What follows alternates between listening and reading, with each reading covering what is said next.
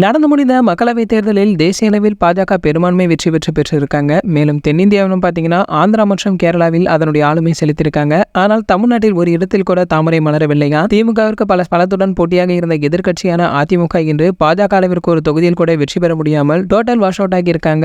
அண்ணா, எம்ஜிஆர் மற்றும் ஜெயலலிதா வளர்த்த கட்சியுடைய நிலை தற்போது கவலைக்கிடமாகவே இருந்து வந்திருக்கு. அதாவது மக்களவைத் தேர்தல் தமிழ்நாட்டில் 40 தொகுதிகளிலுமே திமுக வெற்றி பெற்று மிகப்பெரிய தேசிய கட்சியாக மாறி சீமான் அவர்களுடைய நாம் தமிழர் கட்சி, ராமதாஸ் பாட்டாளி மக்கள் கட்சி, பிரேமலதா அவர்களுடைய தேமுதிக என எதுவுமே வெற்றி பெறாமல் இருந்து வந்திருக்கு. மேலும் திமுக மிகப்பெரிய பலத்தை மக்களவைத் தேர்தலிலே காட்டியிருக்க நிலையில வருகிற 2026 ஆண்டு நடைபெற உள்ள சட்டமன்ற தேர்தலில் திமுக அவர்களுடைய கை மேலும் ஓங்கியிருக்கும் என தெரிய வந்திருக்கு. இதற்கிடையில தமிழக வெற்றி கழகத்தை உருவாக்கியுள்ள நடிகர் விஜய் அவர்கள் 2026 ஆண்டு கப்பு முக்கியம் பிகிலே என பேசி கனவு கண்டதெல்லாம் காணாமல் போய்விடும் சூழல் உருவாகி இருப்பதாக கூறுகின்றனர். பல ஆண்டுகளாகவே திமுகவை எதிர்த்து கட்சி நடத்த பல்வேறு கட்சிகள் ஒரு இடத்தில் கூட வெற்றி பெற முடியாமல் உள்நிலையில் புதிதாக ஒரு நடிகர் விஜய் அவர்களுடைய தமிழக வெற்றி கழகம் ஆரம்பத்திலேயே மிகப்பெரிய அடி வாங்குமா என்கிற கேள்வி இருந்து வந்திருக்கு. இதற்கு மத்தியில பாத்தீங்கன்னா 2026 தளபதி விஜய் அவர்கள் தான் என்ன அவருடைய ரசிகர்கள் கூறி வந்துட்டு இருக்காங்க. பார்க்கலாம் என்ன நடக்க போகிறது என்பதை தான். சரி, ஓகே, இது போன்ற நம்ம தளபதி பற்றி வெளியாகும் அனைத்து செய்திகளை நீங்க உடனே தெரிஞ்சுக்க நம்மளுடைய செய்தி துளிகள் நம்ம சேனலை சப்ஸ்கிரைப் பண்ணிக்கங்க. பக்கத்தில் உள்ள பெல் ஐகானை கிளிக் பண்ணிட்டீங்கன்னா நீங்க நம்ம வீடியோவை மிஸ் பண்ணாம பார்க்கலாம்.